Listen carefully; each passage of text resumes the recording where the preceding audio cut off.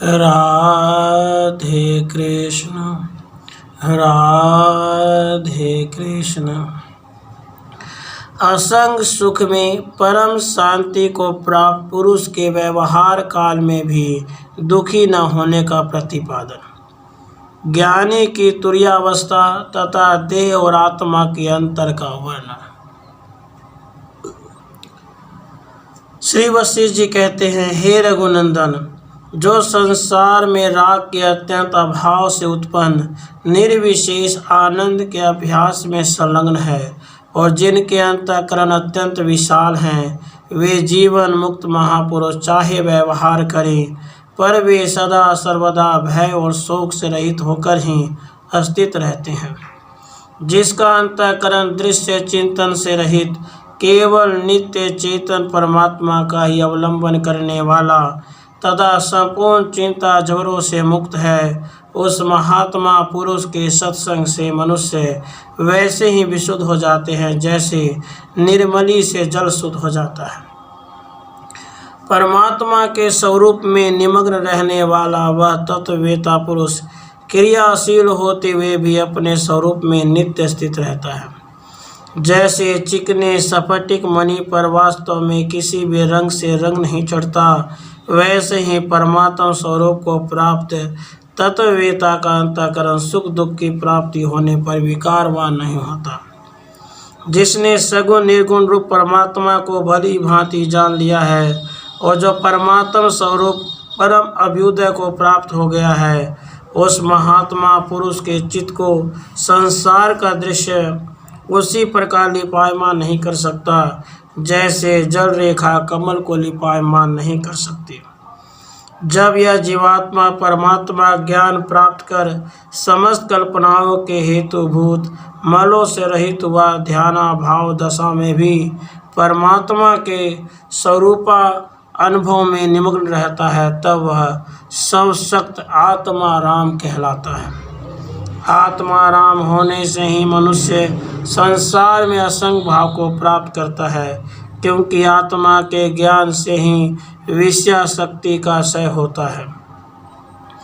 चित्त के विषय संबंधिनी वृत्तियों से रहित हो जाने पर क्षीण वृत्ति वाले अंतःकरणों की जो वासनाओं से रहित शांतिमय स्थिति है, वही जागृत में सुषुप्ति के समान समाधि अवस्था कही जाती है।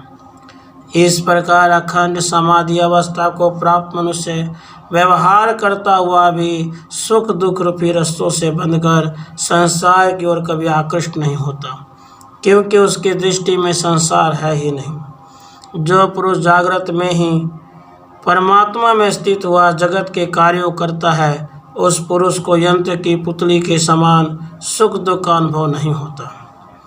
जो पूर्व से ही यानी साधना अवस्था से ही तीव्र वैराग्य के कारण उपेक्षा बुद्धि से कर्म करता है तथा जिसकी बुद्धि परमात्मा में स्थित है, वह मनुष्य जीवन मुक्त हो जाता है और फिर वह उन कर्मों के फलों से नहीं बनता। विवेकशील साधक को कर्मों का अनुष्ठान या परित्याग कुछ भी अच्छा नहीं लगता, किंतु जिन्होंने आत्म तत्व को जान लिया है, वे महात्मा तो जिस समय जो कुछ प्राप्त हो जाता है उसी के अनुसार न्याय जीवन यापन करते हुए स्थित रहते हैं।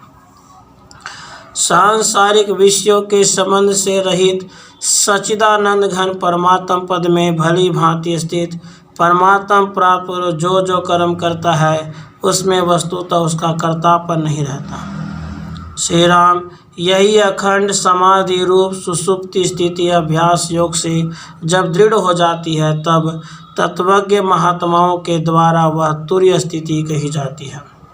जिसके अंतःकरण से समस्त विकार विनष्ट हो चुके हैं और जिसके मन का अत्यंत अभाव सा हो गया है, वह ज्ञानी महानुभाव विशुद्ध आनंदमय हो जाता है। उपयुक्त अखंड समाधि में स्थित रहने वाला ज्ञानी अतिशय प्रसन्नता से परिपूर्ण और परम आनंद में निमग्न हुआ इस जगत के व्यवहार को सदा लीला के ज्यों देखता रहता है। श्री राम, जिसके शोक भय एवं सांसारिक क्लेश सदा के लिए निर्वृत्त हो गए हैं, तथा जो संसार रूपी भ्रम से रहित है वह तुरीय अवस्था में सदा सर्वदा स्थित आत्मज्ञानी फिर संसार चक्र में कभी नहीं गिरता। जैसे आकाश मार्ग वायुओं के लिए गम्य है, वैसे ही दूर से भी अति दूर परम पद विदेह मुक्त पुरुषों के लिए अनुभव गम्य है। परमानंद में निमग्न ज्ञानी पूर्वोक्त सुषुप्ति के समान अखंड ब्रह्माकार समाधि अवस्था से जगत स्थिति का वास्तविक अनुभव करके उसके पश्चात तुरीय अवस्था जीवन मुक्त अवस्था को प्राप्त होता है। रघुकुल तिलक जिस प्रकार तुरीयातीत पद का ज्ञान रखने वाले आत्म तत्व ज्ञानी महात्मा तुरीयातीत पद में स्थित रहते हैं, उसी प्रकार तुम भी सुख दुख आदि द्वंद्वों से रहित हो उस परम पद में स्थित रहो। चाहे देह नष्ट हो जाए चाहे वह नष्ट न हो, यानी स्थिर है, उससे तुमको क्या प्रयोजन है। तुम तो केवल आत्मज्ञान में स्थित रहो, यह देह जैसा है वैसा भले ही बना रहे। श्री राम, जैसे अंधकार और मेघ मंडल से मुक्त शरद पूर्णिमा की रात्रि का आकाश मंडल सुशोभित होता है, वैसे ही तुम अभिष्ट और अनभिष्ट विषयों से मुक्त हुए शीतल साक्षात्कार रूपी आलोक की शोभा से सुशोभित हो रहे हो।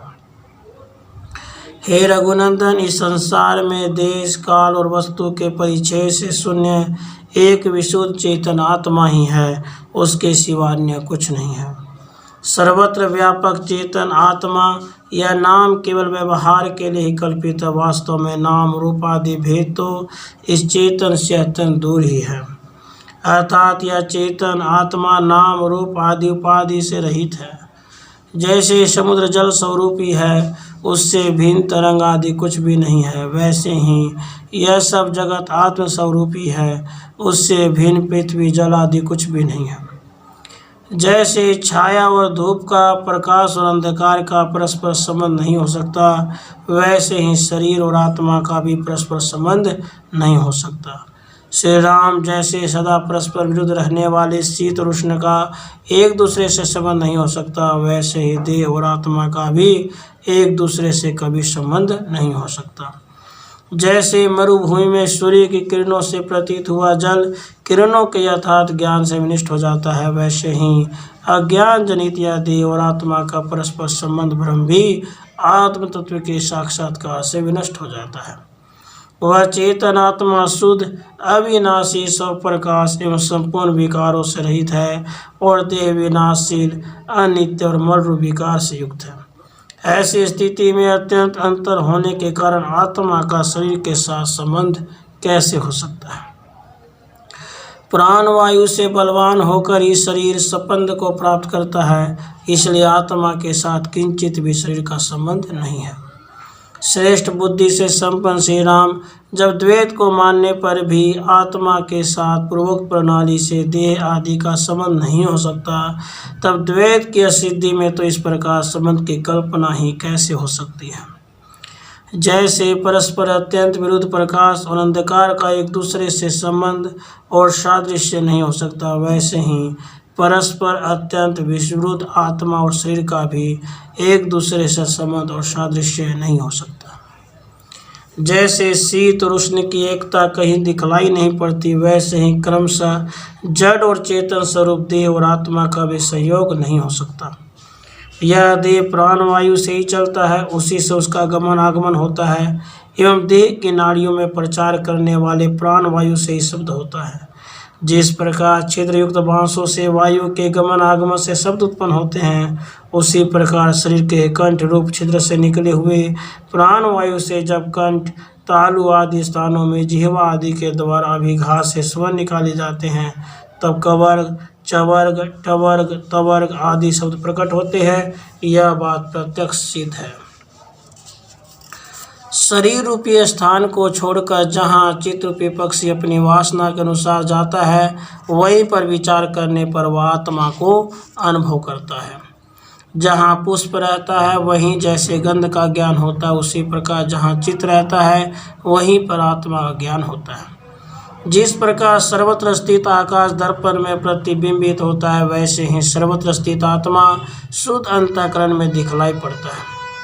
जैसे पृथ्वी में नीचे का भाग जल का आश्रय स्थान होता है, उसी प्रकार अंतःकरण ही आत्मा के अनुभव का आश्रय स्थान है।